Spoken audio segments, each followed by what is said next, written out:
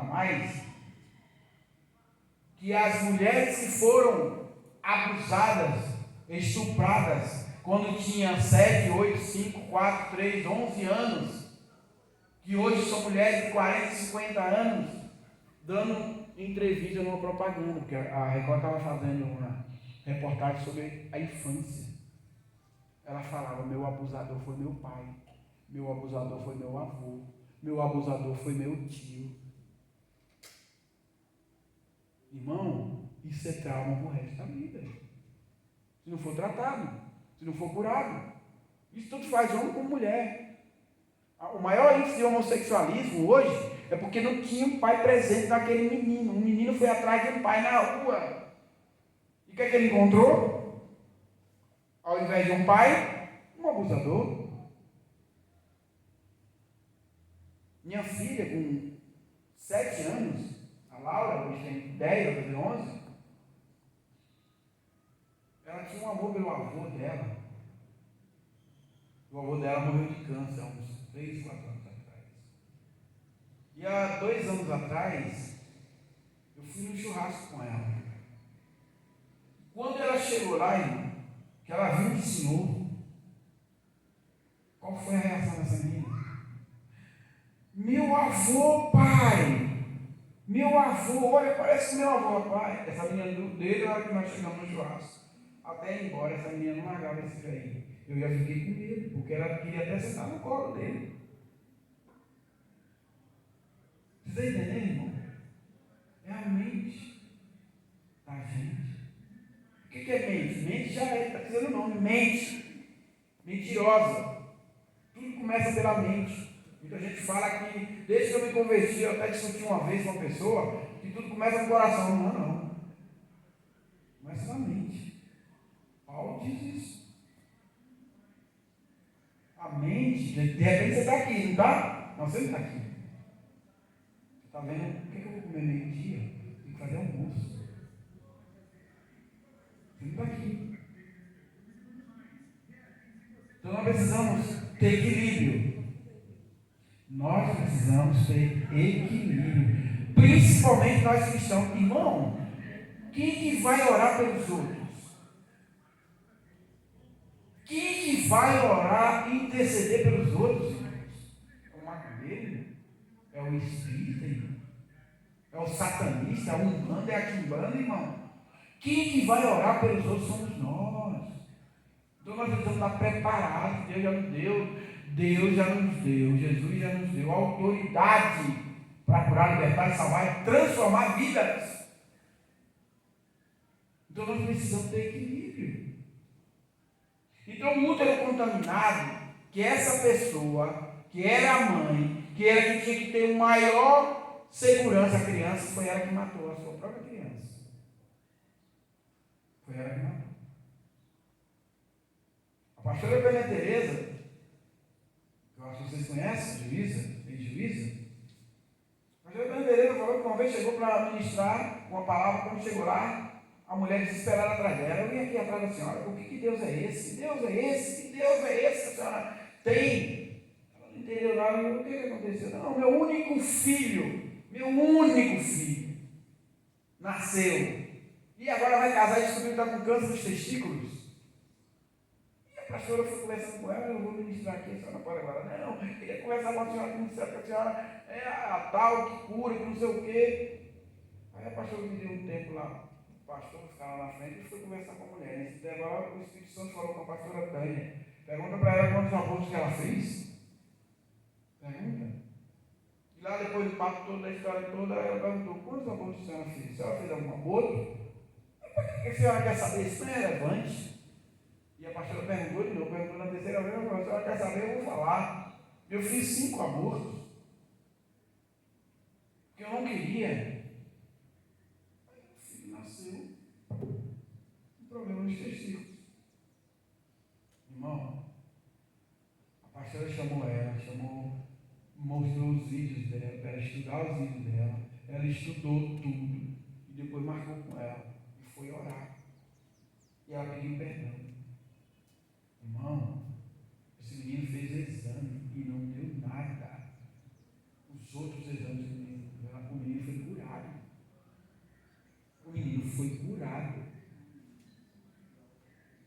Porque era uma coisa espiritual. Não era uma coisa natural. Era uma coisa espiritual.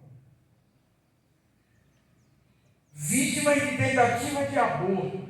Uma pessoa que foi a mãe de, eu vou abortar. E aí não aborta. O que é abortar, irmão? Abortar uma missão. Abortar alguma coisa que você vai. Se o pastor, você está fazendo alguma coisa aqui, o pastor, aborta isso aí. Não, aborta. Não faz mais não. Não quero isso. Foi abortada a missão aqui. Então uma pessoa que teve tentativa de aborto é como uma menina que estava lá, quando a gente estava fazendo treinamento, e a menina chegou para o pastor e falou assim: pastor, eu queria falar com o senhor. Pastor, eu já noivei 3 vezes. Termina o noivado. Pastor, eu já entrei na faculdade 2 vezes e não consigo terminar a faculdade. Pastor, eu já tentei tirar da carteira de habilitação. E quando eu tentei tirar a carteira de habilitação, que eu fui receber a carteira, o Detran tomou minha habilitação, porque o cara que fazia a instrução, a escola que fazia a instrução não era cadastrada. Eu tinha que fazer tudo de novo. Pastor, meus empregos, eu entro no emprego para 6 meses e vou embora. Me mando embora. As coisas são abortadas na vida da pessoa. Não completa, é um ciclo que não completa. O ciclo dela não completa nada. Porque ela foi vítima de tentativa de aborto. Página 18.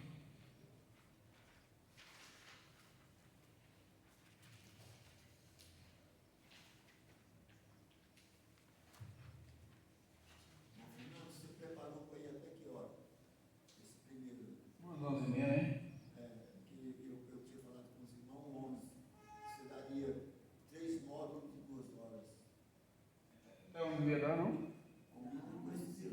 Dá?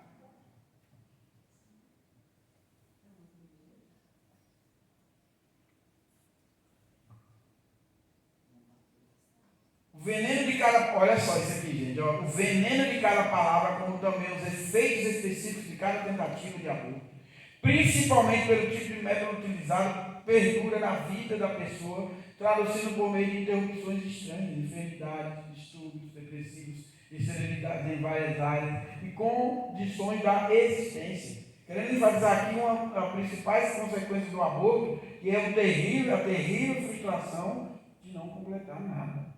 Não completa nada. Aquela pessoa que teve uma tentativa de aborto. Aborto ou legado de aborto na linhagem. O aborto é, na essência, um ato físico e espiritual de assassinato da descendência, produzindo um legado de esterilidade, perda, desistência, falência, frustração e depressão na linhagem. Normalmente ele está associado à imoralidade, comprometendo a realização sentimental, conjugal e familiar. Assim diz o Senhor Deus: pois que se derramou a tua lascívia e se descobriu a tua nudez nas tuas prostituições com os teus amantes, por causa também de todos os ídolos das tuas abominações e do sangue dos teus filhos que lhes deste. Então isso aqui, irmão, você vê que o aborto, ele está dentro das prostituições e de ídolos. E você adorar outras coisas, que não seja Deus. Fabricação de ídolos. Tudo isso aí inclui a linhagem. Quem era sua avó? Quem era seu avô?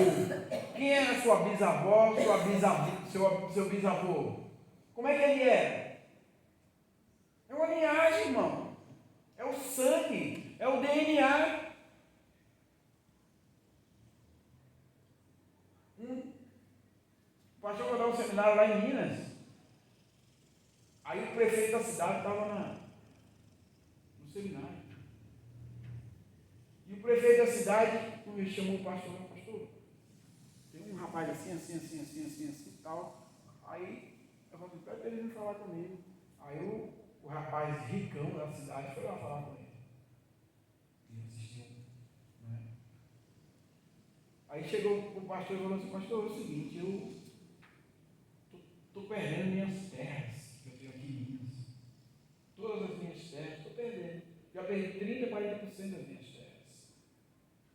pastor, conversando com ele, assim, quem te deu essas terras? Eu falei assim, não, foi meu pai. Meu pai morreu e deixou para mim, eu sou filho único.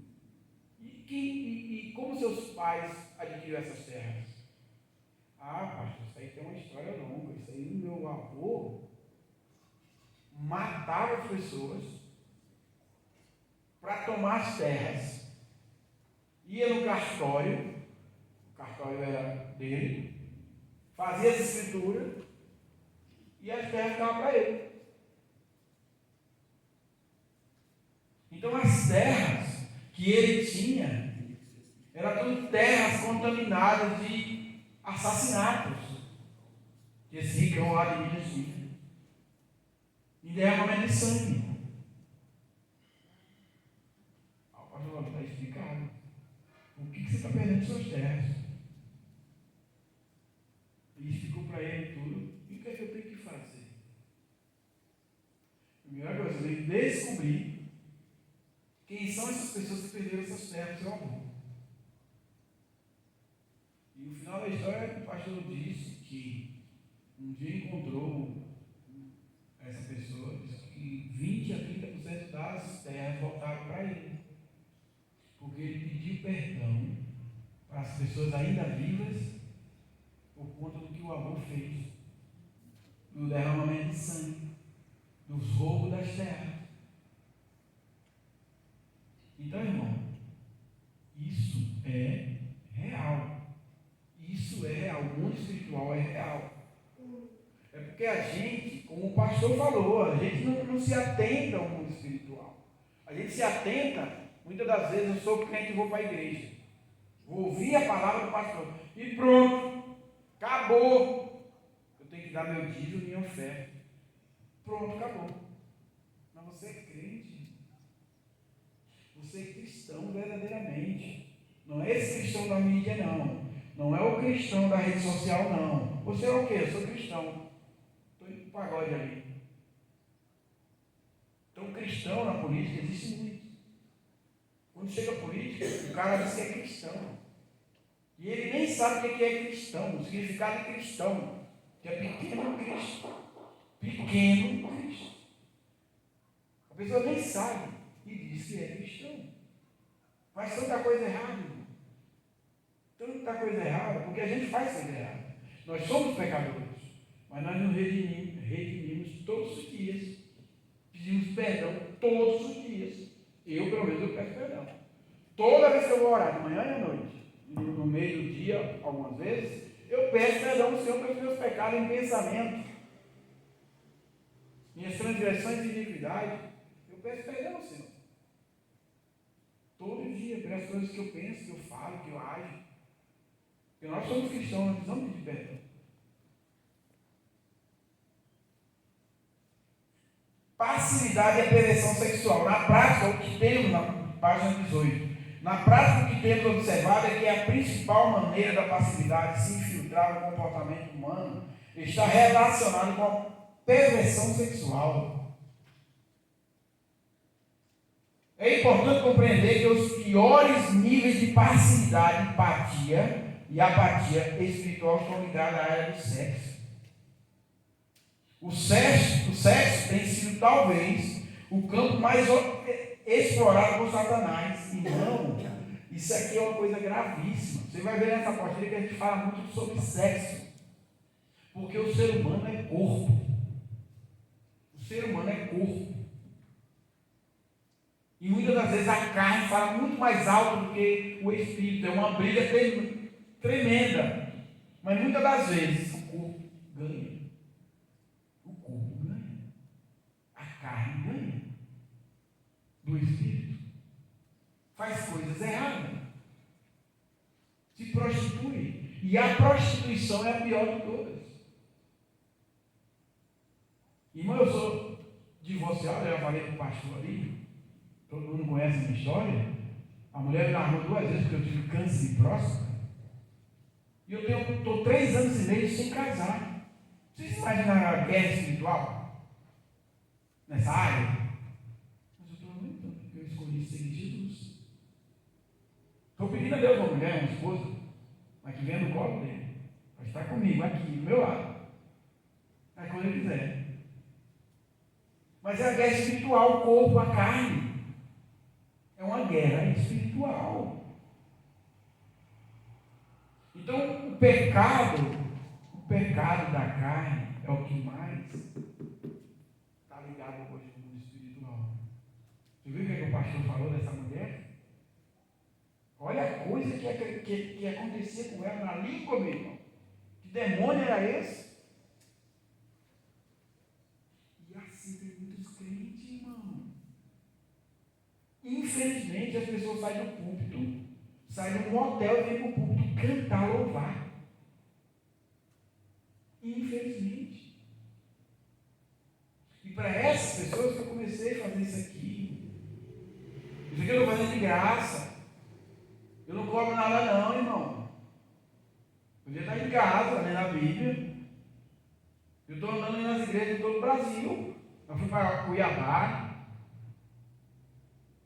Eu recebi de graça, eu não sou prontuário, não sou ninguém não quero ser ninguém. Eu quero ser um servo como vocês. Só que eu aprendi a dar isso aqui para tentar colocar na cabeça e ajudar as pessoas. Porque eu sei o que é isso aqui para um crente. Eu sei. Eu entendi o processo. Eu entendi o processo. E se tiver uma pessoa que vai acreditar nisso aqui, entender isso aqui, para mim, já valeu a pena. Essa geração tem apostado todas as suas fichas na independência humana, na liberdade sexual, como receita da felicidade. É ou não é uma realidade? Essa é a realidade, irmão. Passividade imposta pela perversão sexual. O que é a passividade imposta? Isso aqui vem da infância. A maioria dos estupros de crianças, e que já é adulto, é de estupros e abusos anteriores, que virou uma passividade. O que é passividade? É uma pessoa passiva a tudo. E a passividade entra no marido com a mulher. A mulher todo dia manda ele arrumar a torneira. Ele diz: amanhã eu faço. Passa amanhã, depois da manhã, e etc. Não faz. Passividade, tem um negócio para arrumar, fala para o marido não faz. Ou vice-versa, a mulher que é desse jeito: arrumou o cabelo. Você nunca arrumou o cabelo? Não. Tá bom assim. Não vai. Tudo isso é passividade. E essa passividade aqui, na infância, foi a pior coisa do mundo. Virou uma coisa natural para as crianças ser abusada. Virou uma coisa natural. Vocês estão vendo aí os vídeos na rede social sobre Marajó. Isso todo mundo já sabia. Todo mundo já sabia. A menina veio, colocou a música e despertou as pessoas. Mas isso aí a Damares já falava. Que as crianças vendiam, os próprios pais vendiam as crianças. Quando sabia que ia chegar um carneiro, as crianças pegavam as canoas, iam para o meio do mar, do rio, para se prostituir por R$5. E os próprios pais colocavam essas crianças. Colocam essas crianças, e hoje está acontecendo ainda.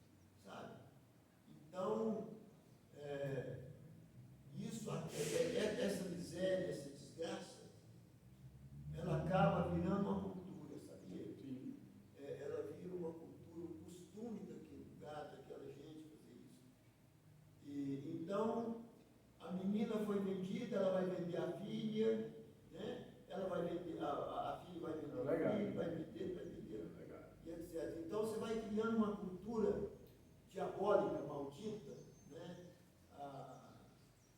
Não sei se nessa prédica sua aí você vai dar alguma pincelada no mundo carnavalesco, que eu acho que também é outra praga que invade até a casa de crente. Sim. Tem crente que até ainda balança com o som do batuque, né? Então, mas é isso que eu vejo, sabe? Então, se você tem um governo, não sei se eu falo isso de governo, porque eu sou contra o governo, eu não sou muito a favor desse governo. O verdadeiro crente não é não. O verdadeiro crente não é a favor dele nunca. Então, mas tem muitas coisas que a gente aguarda, deixa isso por conta do governo, porque você fica também sem voz. Você fica sem voz, porque se a autoridade vê, consiste, às vezes, inclusive, lá em Belém, eu vi um dia na televisão, quem era envolvido com isso era vereador. E trazia os comparsas dele para pegar as menininhas. Quando você tem a classe política, que devia ser um guardião, ele é o infrator, a igreja fica um pouco de mãos e pé quebrado, meu Deus. Essa menina que lançou essa música, ela é cristã, ela é crente. Ela disse que não aguentou e foi e lançou esse reality show lá, essa música que tomou conta do mundo. É uma música que, na verdade, é contra a igreja, né? É uma música contra Cristo. Eu vi aquilo, é uma música que está perguntando, que zomba, né? Zomba o modelo de igreja, zomba tudo. Zomba. Tem gente achando, eu vi um punhado de gente chorando, vendo aquilo lá chorando. Eu falei, eu não tenho nenhum pingo de lágrima para isso. Mas você sabe que o senhor não tem pingo de lágrima para isso? Sabe por quê? Sabe por que o senhor não tem? Porque o senhor é um homem correto.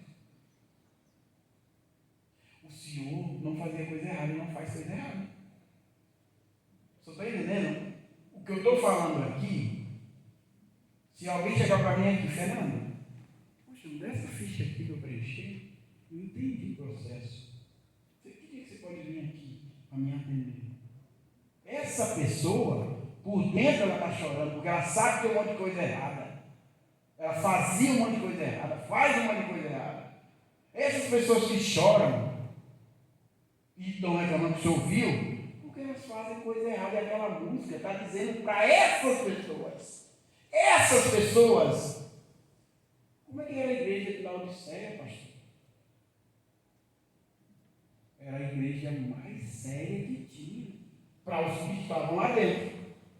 É a igreja mais fantástica que tinha, para os que estavam lá dentro. Está tudo certinho. Jesus olhou para ela e falou assim: tudo errado. Tudo errado. A igreja de Laodiceia, tudo errado. Vocês estão tudo errado. Então, quando você vê as pessoas chorar por algo que você está falando, é porque você está fazendo coisa errada. O senhor não chora porque o senhor é um correto. O senhor só faz as coisas certas. Pode falar aí. Tem igrejas que compraram até barcos para ter acesso a essa comunidade. Então, não foi um silêncio da igreja. Sim, exatamente. Lá dentro dessa comunidade, que investiram um valor alto para ficar lá dentro. Os missionários ter acesso. É uma questão cultural mesmo, como disse. Exato, virou cultural. Minha avó era assim, minha avó vendia as filhas dela, agora eu vou vender. Então, irmão, bispo, eu costumo dizer, o que eu vou dizer assim, cara, você fala alguma coisa que me atingir, eu falei, preciso melhorar, né? Eu estou errado, isso me atinge. Eu não opino nada na internet de pessoa como o pastor Feliciano. Não, mas a gente precisa ter cuidado no que está falando. Por quê, pastor? Cuidado com o que o senhor falou, a Lagoinha lá em Minas fez Halloween Santo. Uai, Halloween Santo? Vai ver a palavra Halloween, o que é? Demônio. As pessoas se vestem de Halloween. Então, quando dói na gente, é porque a gente tem culpa, viu? Isso é chamado o quê? Confronto. Confronto. Jesus confrontava muito. Os hipócritas dos fariseus, muitas vezes, não entendiam o confronto de Jesus. Não entendia. Saíram, depois iriam estudar o que ele quis falar. O que ele quis dizer com isso. Porque dói. Você é uma pessoa correta, pode falar o que quiser. Pode falar o que quiser, você é uma pessoa correta. Você não vai nada errado. Você não pega seu dinheiro e vai gastar na prostituição. Você não pega o dinheiro da igreja e vai gastar em lugar nenhum. Você investe na igreja. Você investe no ministério.